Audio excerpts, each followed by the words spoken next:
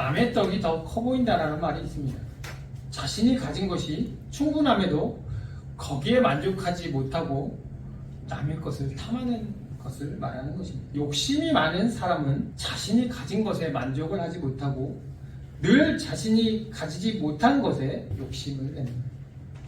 그렇게 자신이 가진 것에 감사하기보다는 남의 것을 탐하며 때로는 그것을 얻기 위하여 옳은 길을 택하지 않고 범죄를 저지르기도 합니다. 오늘 나단 선지자가 다윗 왕을 찾아온 것은 다윗과 밧세바의 죄를 범하고 약 1년이 지난 시기인 것으로 보입니다. 하나님은 다윗이 자신의 죄를 회개하기를 기다리며 1년을 넘게 기다리고 있었으나 다윗은 회개하지 않고 있었던 것입니다. 죄는 사람을 무뎌지게 합니다. 주변의 환경이나 상황이 익숙해지면 그것이 죄인지 깨닫지 못하게 되는 것입니다. 다윗은 자신이 왕으로서 누릴 수 있는 권한이라고 생각했을지도 모릅니다.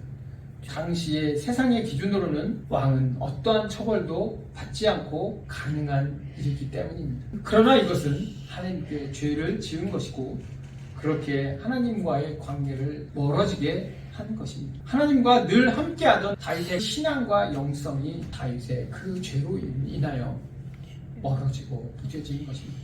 그렇게 하나님은 나단 선지자를 다윗에게 보내어 그가 지은 죄를 깨닫게 하는 것입니다.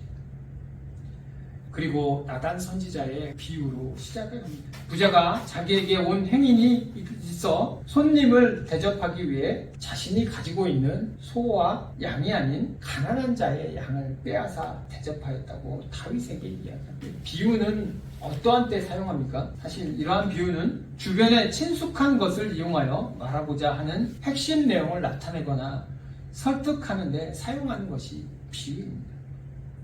다윗이 밧세바를 취하고 우리아를 죽인 것에 대한 것이 얼마나 악한 것인지에 대한 것을 알려주는 것입니다. 오늘 말씀에서 나단 선지자는 하나님이 주신 선지자로서의 사명을 감당하여 다윗이 그의 죄를 회개하고 하나님께 다시 돌아올 수 있도록 합니다. 오늘날 목회자와 교회에게 주신 사명입니다. 교회는 선지자의 모습을 가져야 합니다. 나단 선지자와 같이 살 수 있어야 합니다. 선지자는 히브리어로 나비입니다. 나비는 히브리어의 나바의 어원에서 나온 것으로 예언하다라는 뜻이 있습니다. 그것은 선지자가 무엇을 해야 하는지를 가르쳐줍니다. 이러한 선지자의 예언의 의미에는 우리가 하나님의 말씀을 받아 미래를 말하는 것이 아니라 하나님의 이름으로 하나님의 말씀을 대신 선포하는 자입니다. 하나님께서 자신에게 제시하고 말씀하신 내용을 그대로 가감없이 전달하는 자, 그것이 바로 선지자, 예언자입니다. 그렇게 오늘 말씀에 나오는 나단 선지자는 하나님께서 자신에게 하신 말씀을 그대로 전한 것입니다. 선지자는 하나님께로부터 받은 말씀을 전해야만 하는 그런 사명이 있는 자인 것입니다.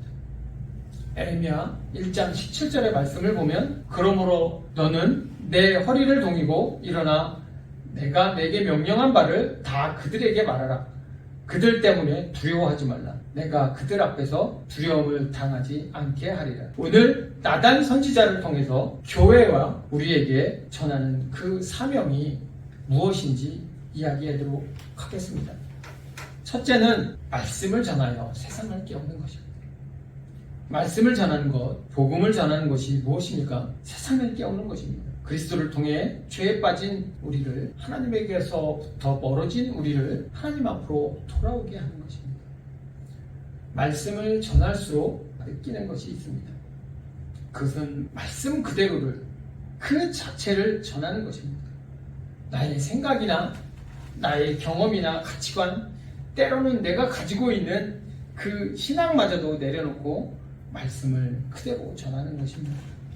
오늘 말씀에서 나단 선지자는 하나님의 말씀을 그대로 전했습니다. 자신의 생각이나 경험이 아닌 하나님께서 주신 그 말씀을 그대로 전하는 것입니다.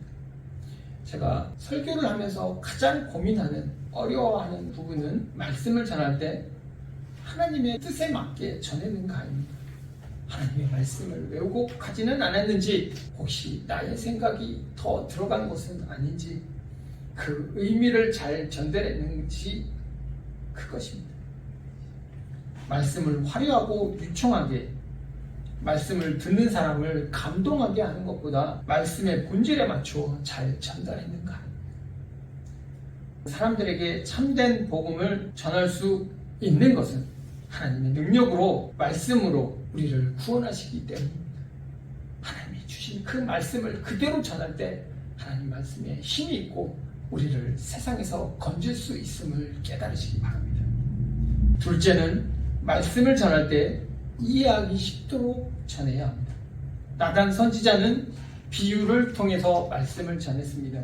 다윗 왕에게 자신의 죄를 깨달을 수 있도록 비유를 사용하였습니다. 말씀을 전달하면서도 어려운 신앙의 교리나 조직 신앙을 가르치는 것보다 때로는 쉽고 명확하게 할 수 있도록 복음을 전달하는 것이 더 중요합니다. 우리는 하나님의 말씀을 세상에 전할 때 이해하기 쉽고 복음의 진리를 깨달을 수 있도록 전해야 합니다.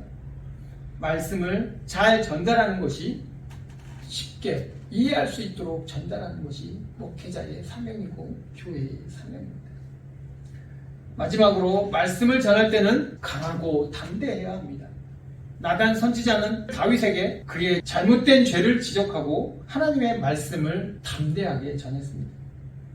그의 죄를 말하는데 조금도 주저함이 없었습니다.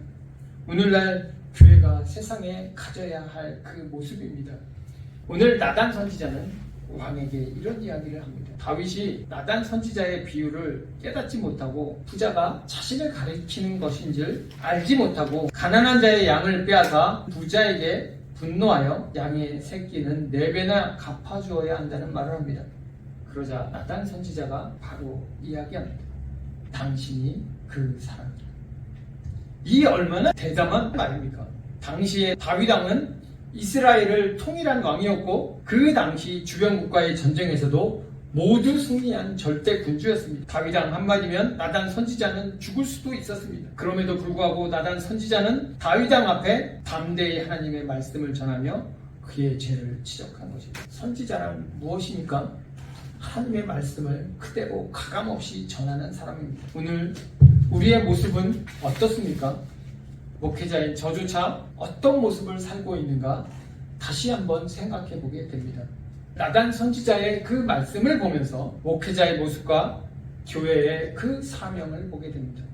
하나님의 말씀을 전하는 사명을 감당함으로써 다윗 왕이 회개하고 잘못을 고백하는 것을 보게 됩니다. 내가 여호와께 범죄하였노라. 나단 선지자의 모습은 세상에서 우리가 행해야 할 그리스도인의 그 모습입니다. 우리는 예수 그리스도로 인하여 그 믿음으로 죄사함을 받고 구원을 받았습니다. 우리가 예수를 믿는 그리스도인이라면 우리는 그리스도인으로 살아야 합니다. 세상에 하나님의 말씀을 전할 수 있고 주님 주신 복음을 전할 수 있어야 합니다. 우리의 사명은 무엇입니까? 주님 주신 능력으로 주님의 말씀을 믿고 전하는 것입니다. 이것이 우리의 인간적인 지식으로나 경험으로는, 우리의 능력으로는 할 수 없음을 고백합니다. 오직 하나님의 일방적인 주권과 권능으로, 하나님의 은혜로 감당할 뿐입니다.